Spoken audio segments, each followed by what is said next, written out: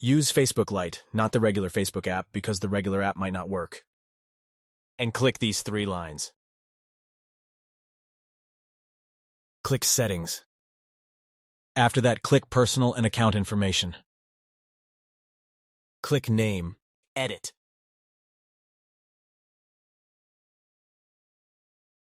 Change the first letter to small letters and the next letter to big capital letters.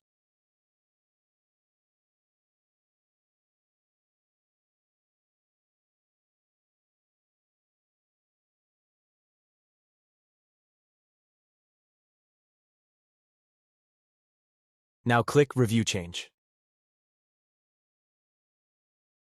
Enter your password. A few moments later. Finally, click Save Changes. Finally, it's done.